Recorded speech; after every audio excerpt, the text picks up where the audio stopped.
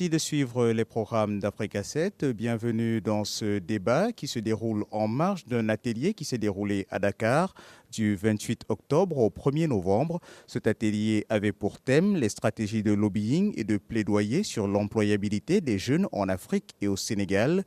Pour en parler, nous sommes sur ce plateau avec plusieurs des participants, notamment Madame Esther Droppers, elle est chargée du programme Afrique de CNV International Pays-Bas. Nous sommes également avec M. Uziel Touagilimana, qui est conseiller technique programme Afrique et représentant le CNV International au Bénin. Nous sommes également avec M. Barandour, coordonnateur du programme à l'Union démocratique des travailleurs du Sénégal. Sans plus tarder, nous commençons effectivement nos échanges. Tout d'abord, pourquoi ce séminaire ? Quels sont les objectifs poursuivis par les organisateurs en choisissant le thème de l'employabilité des jeunes? La question vous est adressée, Madame Esther Droppers. Je le disais à l'instant, vous êtes chargée de programme Afrique CNV International. Oui, merci. La CNV est un syndicat néerlandais actif dans 17 pays dans le monde, donc 7 pays en Afrique. Ce séminaire est organisé dans le cadre du nouveau programme de la CNV International. Le nouveau programme 2013-2016, appuyé par le gouvernement néerlandais, a commencé cette année.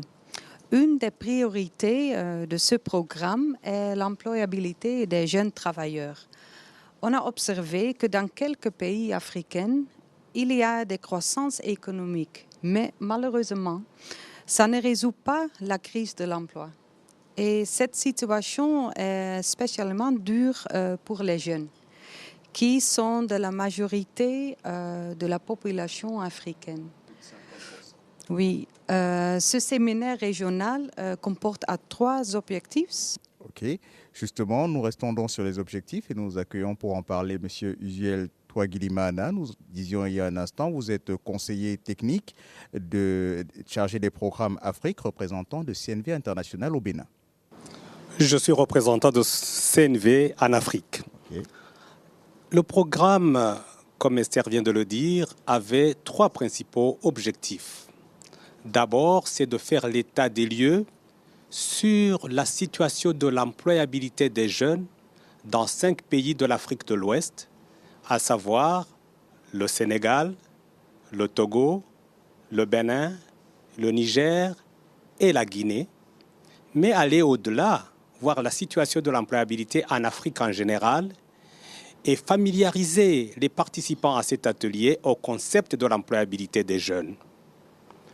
Le deuxième objectif de cet atelier, c'était de former les jeunes leaders syndicaux et les responsables des organisations syndicales sur les techniques de lobby et de plaidoyer.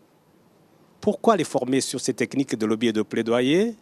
C'est justement le 3e objectif qu'avait ce séminaire. C'est d'aider les participants à élaborer les stratégies appropriées pour influencer les politiques nationales et les politiques au niveau supranational, je dis au niveau de l'UMOA, au niveau de l'Union africaine, visant l'employabilité des jeunes. Et il y avait un 4e objectif qui était connexe aux 3 autres. C'est la raison même de cette activité que nous démarrons aujourd'hui et qui va continuer demain. Dans le feu de l'action, nous allons mener des actions de lobby, de plaidoyer auprès des autorités sénégalaises qui ont été identifiées, notamment quelques ministres, notamment les leaders d'opinion religieux et civils. Et enfin, comme je le disais tout à l'heure, on voudrait également informer l'opinion sénégalaise au sens large sur la problématique de l'emploi des jeunes et les stratégies qui peuvent être développées. Nous restons avec vous justement, M. Uziel Touagilimana. Quel est l'état de l'employabilité des jeunes aujourd'hui en cette année 2013, tant au Sénégal qu'en Afrique? Merci beaucoup. Comme ma collègue Esther Droppers vient de le dire tout à l'heure, la situation est très alarmante. Selon l'étude sur les tendances de l'employabilité dans le monde, réalisée par l'Organisation internationale du travail en 2012, plus de 75 millions de la jeunesse mondiale est sans emploi. Ce qui est grave encore, c'est que plus de la moitié de cette jeunesse sans emploi est basée en Afrique, soit 38 millions de la jeunesse africaine. Plus inquiétant encore, sur 10 chômeurs, 6 sont basés en Afrique. Il va de soi que cela a l'incidence sur la paupérisation, sur la pauvreté croissante de la jeunesse africaine et de la jeunesse mondiale. Dans le monde entier, on dit que plus de 150 millions de la jeunesse vivent sous le seuil de la pauvreté avec moins de 1,25 $ par jour. Voilà la raison qui explique pourquoi nous avons tenu à organiser ce séminaire. Merci à vous, M. Usuel Touagilimana. Vous nous faisiez l'état des lieux de l'employabilité, en tout cas en cette année 2013, au niveau de l'Afrique. Place à vous, M. Barandour. Quel est l'état de l'employabilité au niveau du Sénégal? Voilà. Je vous remercie. Le Sénégal est un pays africain et en réalité, il partage la situation globale que vit l'Afrique dans sa totalité. Mais il se trouve que de façon spécifique, selon aussi, disons donc, des recherches, des études et des publications qui ont été faites, notamment par l'Agence nationale de la statistique et de la démographie au Sénégal, et d'autres études qui ont été menées par des organisations indépendantes telles que celles des organisations, disons donc, non gouvernementales, on se rend compte effectivement que au niveau de la population sénégalaise, où les effectifs jeunes font plus de 65% de la population, le taux de chômage est relativement élevé. On en est effectivement, disons non, à un taux de chômage qui affecte les jeunes, la tranche allant de 15 à 24, de 14%, qui semble effectivement être un chiffre effarant. Et cela pose problème, parce que si en Afrique, certains pays ont connu des situations de crise extrêmement fortes, telles que celle des printemps dont on a parlé, le Sénégal n'est pas en reste par rapport à ces situations-là. On sait que depuis quelques années quand même, les perturbations majeures et la crise économique et sociale que traverse le Sénégal, ce sont les jeunes qui sont en avant de l'explosion et du mécontentement général. Parce que les questions qu'ils se posent, c'est que faire pour travailler? Quel travail et que faire pour travailler? Ça, c'est effectivement, disons, un constat qui est peut-être, disons, donc spécifique, mais en réalité, qui est pratiquement, disons, donc général, à travers le prisme que le camarade Usuel a donné, effectivement, de la situation mondiale et de la situation africaine en ce qui concerne la situation des jeunes par rapport aux questions, disons, donc, de l'emploi et, disons, donc, du travail décent de façon globale. Merci à vous, M. Ndour, pour cette analyse sur l'état des lieux de l'employabilité des jeunes au Sénégal. À présent, il s'agit de nous expliquer quels sont les défis majeurs identifiés par les participants de ce séminaire sur l'employabilité des jeunes au Sénégal. Donc, je pense que les défis sont nombreux et ils sont à la mesure même de la complexité même du problème de l'emploi et de l'employabilité des jeunes. Mais en ce qui concerne effectivement, disons donc, les travaux de l'atelier, on a identifié un certain nombre de défis et on est parvenu à les prioriser. Je pense qu'un des défis majeurs, les défis étant tirés bien sûr, disons donc, des constats que nous avons eu à faire, des défis majeurs, c'est qu'on s'est rendu compte effectivement qu'il y a une absence d'une politique cohérente de mise en œuvre du concept même de la promotion même de l'employabilité tel que les États, les nations se sont engagés pour cette promotion. Je rappelle seulement qu'au niveau de la conférence internationale du travail, qui regroupe effectivement, disons donc, les partenaires dans un schéma tripartite, les employeurs, les travailleurs et les États, ils s'étaient tous engagés pour la promotion de l'employabilité qui a fait l'objet d'une résolution, n'est-ce pas, disons donc, de l'OIT. Mais on se rend compte que pour traduire cela en acte, ça pose problème. Et aujourd'hui, au Sénégal et dans les autres pays africains, on se rend compte effectivement que cette politique de mise en œuvre de l'employabilité, disons donc, manque de cohérence et de coordination. Le deuxième défi, qui nous concerne beaucoup plus nous en tant qu'organisation syndicale, même si nous étions engagés dans, effectivement, disons, donc, cette bataille sur l'employabilité, on se rend compte quand même qu'il y a des insuffisances dans les stratégies. On n'a pas de stratégie claire en tant qu'organisation syndicale pour participer, effectivement, disons, sur l'employabilité et surtout identifier les attentes des jeunes. Le troisième défi, c'est qu'on se rend compte, effectivement, que les jeunes et nos organisations n'avons pas une connaissance précise, systématisée, de questions qui tournent autour de l'employabilité des jeunes. C'est les questions qui sont liées, effectivement, disons donc, au mécanisme des fonds de gestion, n'est-ce pas, donc sur l'emploi. C'est des questions de formation professionnelle qualifiante. C'est des questions qui sont liées à l'identification même des besoins du marché en matière, n'est-ce pas, disons donc, de métiers et de professions. C'est des questions qui sont liées, effectivement, disons donc, à la politique de façon globale, disons donc, de nos États en matière, n'est-ce pas, disons, d'employabilité. Et donc, à ce niveau-là, on se rend compte quand même qu'il y a un déficit, disons donc, d'information et de communication sur cet aspect de l'employabilité. L'autre élément maintenant que nous avons identifié, c'est effectivement, disons donc, la désarticulation qu'il y a entre l'éducation, qui est une des priorités au niveau effectivement de la jeunesse, et le marché du travail. On a des difficultés effectivement à faire un lien très ténu, très bien articulé entre l'école, dans sa vocation d'éducation de base et de formation professionnelle, et les exigences même au niveau même du marché du travail. Et on se rend compte que les gens ont des problèmes d'employabilité même, quel que soit le type de formation, de façon globale, ils ne semblent pas répondre au profil que l'on cherche sur le marché du travail. Ce sont les 4, disons, donc, défis majeurs qui sont sortis de l'atelier. Il est évident, bien sûr, que nous n'avons fait que prioriser, étant entendu qu'il y a d'autres défis que nous avons identifiés et qui font l'objet, effectivement, disons, donc, des documents de référence sortis, qui vont sortir de l'atelier. Voilà. Merci à vous, Monsieur Bara Ndour. Vous êtes le coordinateur de programme à l'Union démocratique des travailleurs du Sénégal. Vous allez céder la place à un de vos camarades. Il est président du mouvement des jeunes de l'Union démocratique des travailleurs du Sénégal, Monsieur Mor Diop, que nous recevrons sur ce plateau. Quant à vous, Monsieur Usuel Toualimana, vous céderez votre place également à Monsieur François Akbo, secrétaire général adjoint de la Confédération syndicale des travailleurs. Cette fois-ci, la question qui nous préoccupe, c'est quel pourrait être le rôle des organisations syndicales dans la conception, le suivi, évaluation des politiques visant à augmenter l'employabilité des jeunes en Afrique et au Sénégal. La question s'adresse à vous, Monsieur François Akbo. Vous êtes là au nom de la CSTT Togo. Merci.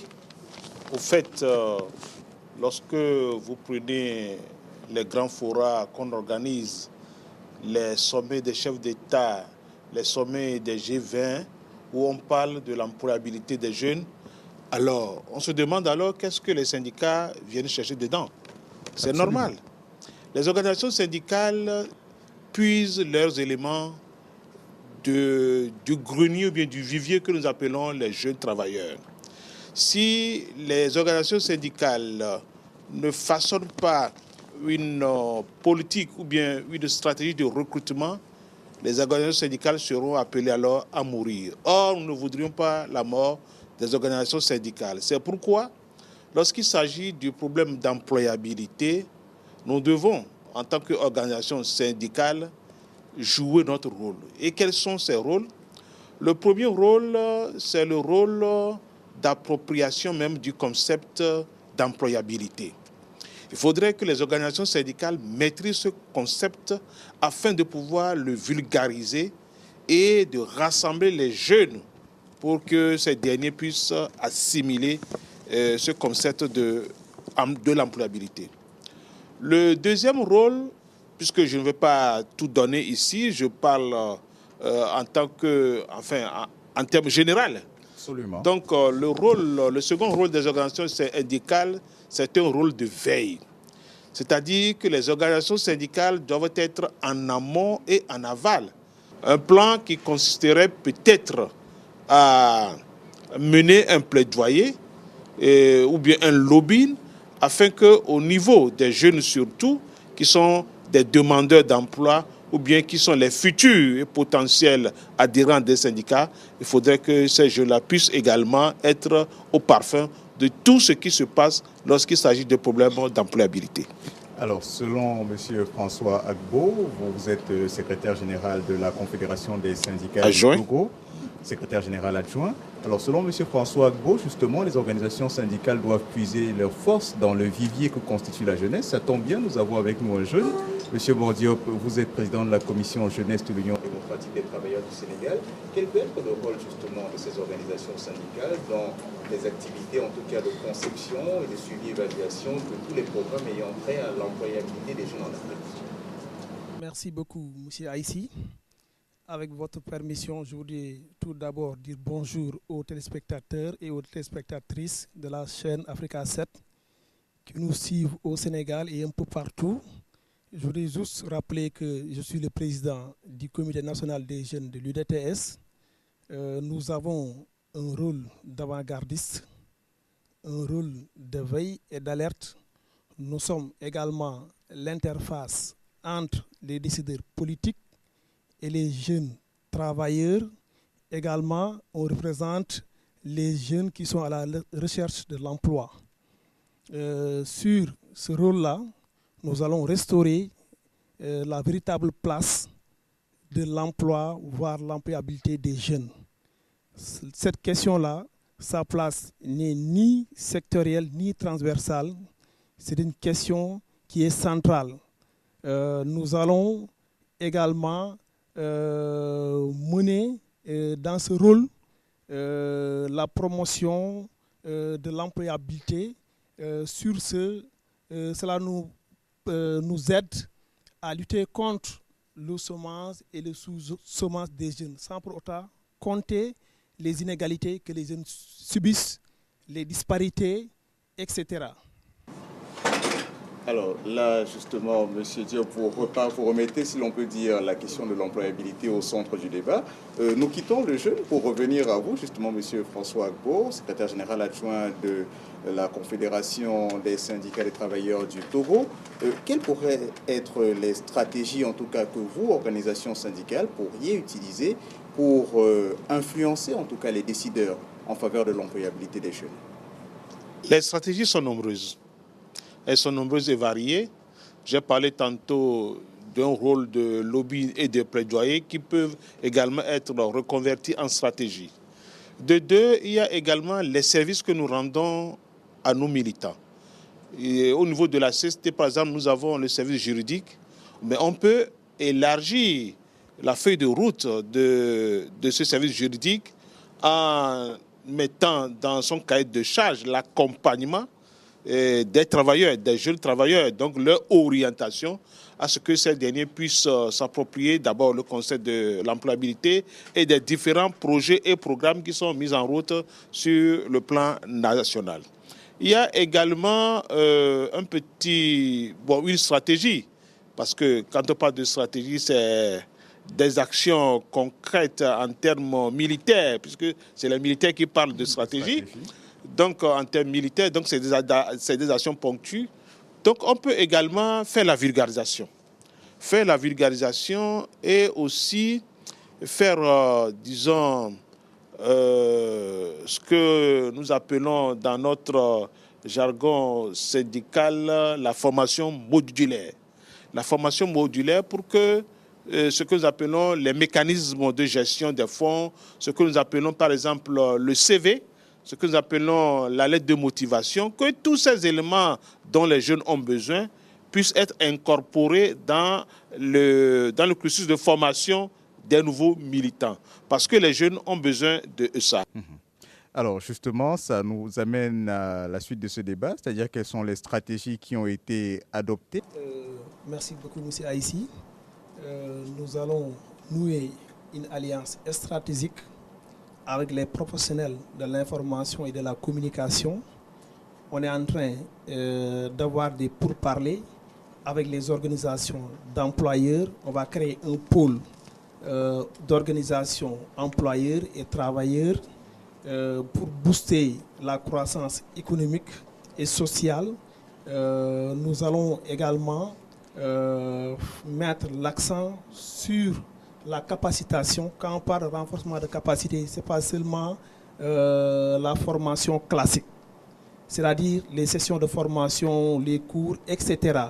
nous allons partager les expériences et prendre les bonnes pratiques des pays concernés, notamment les pays de la sous-région. Nous allons également accompagner les jeunes sur comment écrire un CV, une lettre de motivation, comment réussir un entretien d'embauche. Nous allons également mener des actions de plaidoyer fort et un lobbying intense. Sur ce également, au sortir de cet atelier, nous allons faire la promotion de l'employabilité des jeunes au niveau local, national, régional et même international à travers des actions pour l'application et la mise en effectivité des décisions prises au niveau des instances internationales, notamment le sommet de l'Union africaine sur l'emploi et la lutte contre le chômage.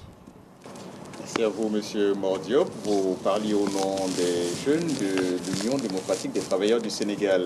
Vu qu'il faut tenir compte de l'aspect genre, justement, nous adresserons la même question. Comment influencer les politiques, comment influencer les dirigeants? Et nous la posons à vous. Vous êtes Madame Fidèle Hunkpatin. Vous parlez ici au nom de la COSI, la Confédération des organisations syndicales indépendantes du Bénin. Je vous remercie. On m'appelle Fidèle Hunkpatin. Je suis la présidente des jeunes de la Commission nationale de la jeunesse de la Confédération des organisations syndicales indépendantes du Bénin.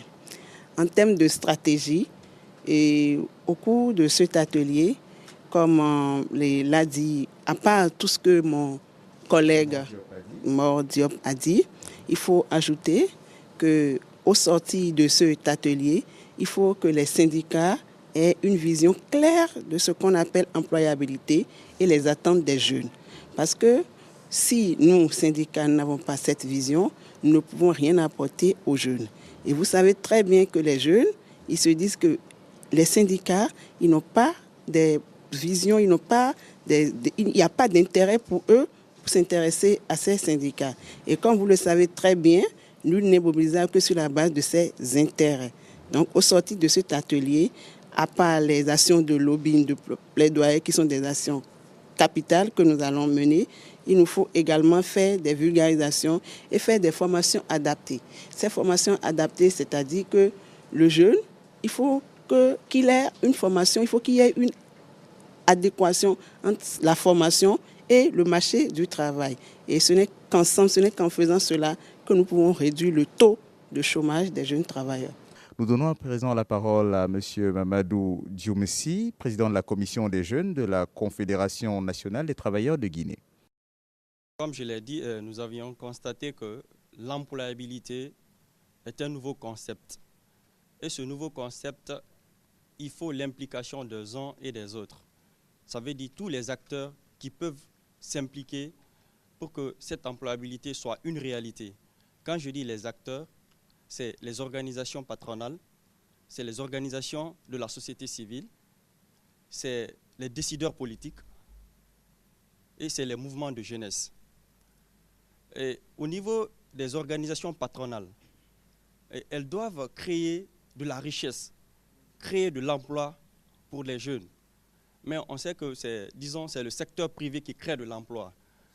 Et le gouvernement, quant à lui, c'est-à-dire les décideurs politiques, ils doivent créer l'environnement propice pour les affaires, créer un environnement qui permettra aux investisseurs, nationaux ou étrangers, d'investir dans les pays.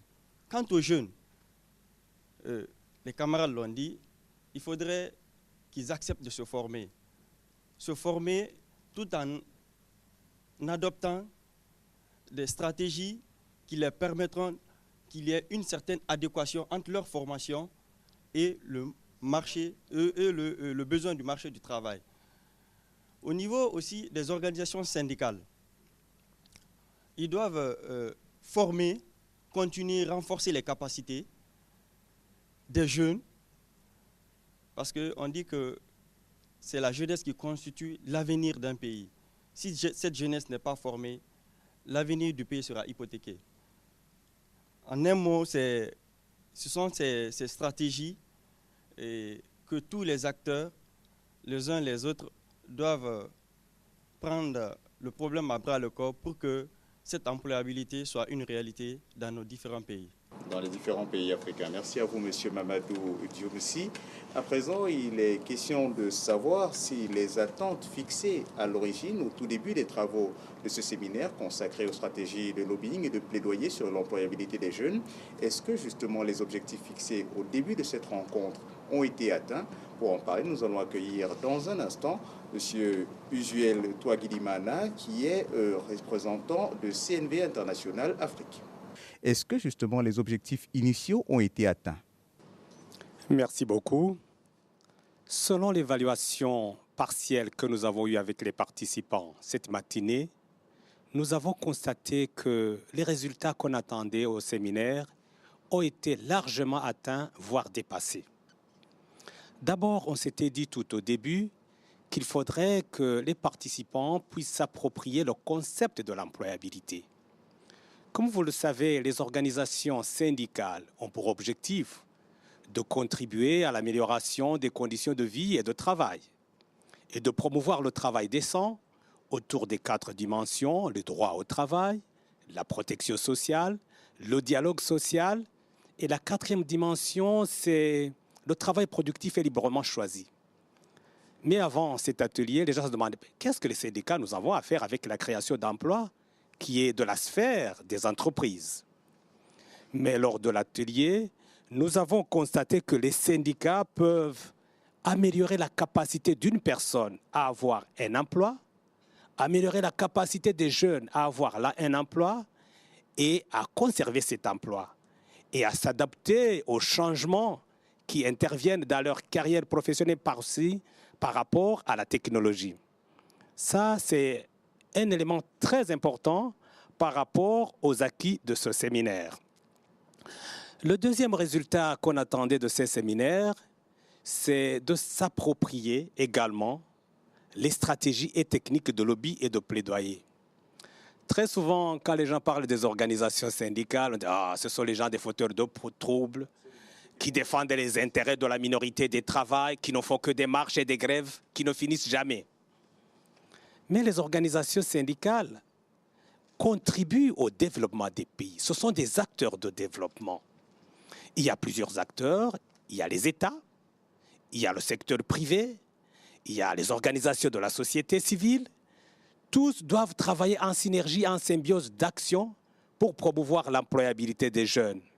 Et pour y parvenir, il faudrait qu'ils maîtrisent des techniques et des stratégies de lobby et de plaidoyer pour ne pas considérer son interlocuteur, le décideur, comme un opposant, comme un ennemi, mais comme quelqu'un avec qui a des intérêts liés à la nation, qui a des intérêts personnels et aussi les intérêts des travailleurs qu'il faut concilier. Il y a également une démarche pour mener des actions de plaidoyer. Actuellement, on ne se lève pas du jour au lendemain pour dire « je vais défendre les intérêts des travailleurs », mais il faut d'abord documenter la situation, faire l'état des lieux, mener des recherches. Secondo, après avoir documenté la situation, il faut renforcer les capacités des négociateurs, des lobbyistes. Troisièmement, il faut mener des actions de plaidoyer, des actions de lobby selon une démarche bien coordonnée. Et nous avons constaté que les organisations syndicales présentes ici se sont appropriées les techniques de lobby et de plaidoyer. Troisièmement, c'était un résultat, les Anglais disent un spin-off, qui n'était pas attendu comme tel. Nous avons invité à cet atelier non pas seulement les organisations syndicales, mais des organisations de la société civile. Une organisation des jeunes qui fait la promotion de la technologie adaptée dans la transformation, par exemple, des déchets, le recyclage des déchets, pour en faire une activité génératrice de revenus des jeunes. Ça, ce sont de bonnes pratiques dont peuvent s'inspirer d'autres personnes qui étaient ici, qui ont participé à l'atelier. Mais plus important encore, nous avions invité une organisation telle que Caritas, nous avions invité des organisations syndicales. Alors, il y aura une synergie d'action entre les organisations syndicales, les organisations de la société civile, le patronat et même l'État pour pouvoir promouvoir l'employabilité des jeunes. car il faut une approche multidimensionnelle qui s'inscrit dans une vision holistique et intégrée, une approche multi-acteurs pour qu'on puisse résoudre le problème du sous-emploi et du chômage des jeunes. Alors à présent, le premier, si l'on peut dire, mot de la fin vous revient à vous, M. Mamadou Diounsi, de la Confédération nationale des travailleurs de Guinée. Quel est votre mot de la fin? Merci. Mon mot de la fin, il s'agit d'interpeller tous les acteurs impliqués dans la problématique de l'employabilité de la jeunesse au Sénégal et en Afrique, pour que chacun de son côté agisse. Parce que si ce n'est pas le cas, les jeunes qui constituent la plus grande frange de la population de nos différents États, s'ils ne sont pas occupés, et si on ne s'occupe pas d'eux, ils vont s'occuper de la société. Ce qui veut dire, c'est une bombe sociale en retardement. Il faut donner de l'emploi à la jeunesse. Je vous remercie. Votre mot d'un jeune venant de la Confédération nationale des travailleurs de Guinée. Nous passons à un jeune venant de l'Union démocratique des travailleurs du Sénégal. Monsieur Diop, votre mot de la fin. Merci, M. Aïssi. Je voudrais tout d'abord remercier la CNV internationale qui nous a permis d'avoir ce cadre au niveau régional sur la problématique de l'employabilité des jeunes qui est venue à son heure et qui ne cesse d'accompagner l'Union démocratique des travailleurs du Sénégal. Je voudrais juste lancer un appel aux partenaires techniques et financiers, notamment la Banque mondiale, la FMI, le Bureau international du travail, le PNUD, etc., afin qu'ils arrivent à renforcer leurs appuis techniques et financiers concernant l'employabilité des jeunes. On voudrait, d'ici peu de temps, si on arrive à faire l'évaluation sur les changements significatifs et positifs concernant cet atelier, on voudrait vraiment que le taux de chômage commence à régresser et à baisser considérablement. Au Sénégal, nous avons actuellement un taux de chômage d'une manière générale de 48% et les jeunes occupent les 14,8%. Si ces partenaires techniques et financiers arrivent à renforcer leurs appuis, je crois qu'il y aura un changement significatif et considérable par rapport à ces problématiques. C'était le mot de la fin qui nous venait de l'Union démocratique des travailleurs du Sénégal. Donnons à présent la parole à la COSI, la Confédération des organisations syndicales indépendantes du Bénin. Alors, Madame Fidèle Ounpatine, votre mot de la fin. Je vous remercie. Je tiens à remercier la CNV internationale de nous avoir donné cette opportunité. Et nous sommes persuadés que l'effort de tous est un facteur indispensable du progrès universel du bien-être des travailleurs et de tout le monde. Et c'est pour ça que nous demandons à nos États respectifs d'élaborer les documents de politique nationale cohérente et concertée de l'emploi des jeunes. Nous leur demandons également de décliner ces documents de politique nationale en plan d'action à court, moyen et long terme. Et enfin, de mettre en place des systèmes d'information opérationnels sur le marché du travail. Je vous remercie. Voilà, merci à vous, Madame Fidèle-Ounpatin. Nous donnons enfin la parole à M. Ugiel Touagilimana, représentant de CNV International au niveau de l'Afrique, pour le mot de la fin. Merci beaucoup, le journaliste.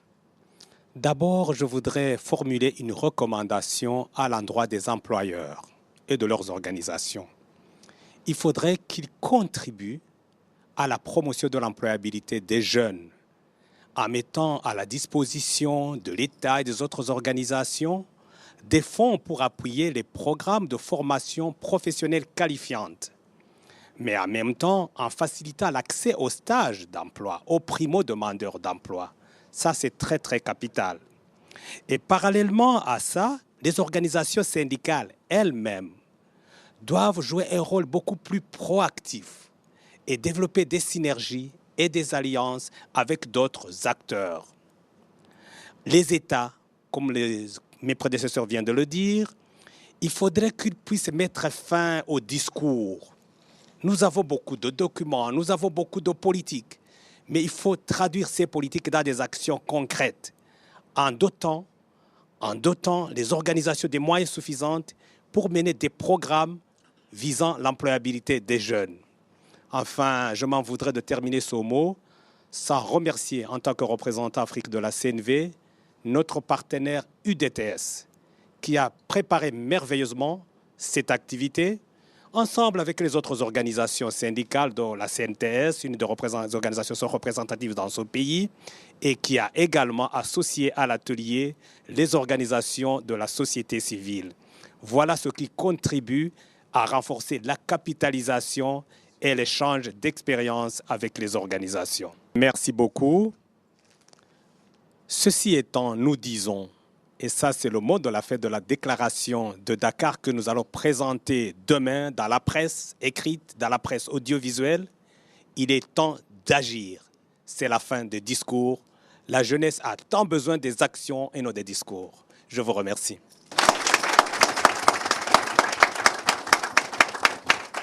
Merci à vous, Monsieur Usuel Touagili Mana. Vous êtes représentant de CNV International en Afrique. Vous nous permettez de mettre un terme à ce débat qui arrive au terme justement de cet atelier consacré aux stratégies de lobbying et de plaidoyer afin d'augmenter l'employabilité des jeunes en Afrique et au Sénégal. Merci à vous de nous avoir suivis. Merci à toutes les personnes, tant du côté de la technique que du côté de l'hébergement, qui nous ont permis de vous présenter ce débat. Agréable suite de programme.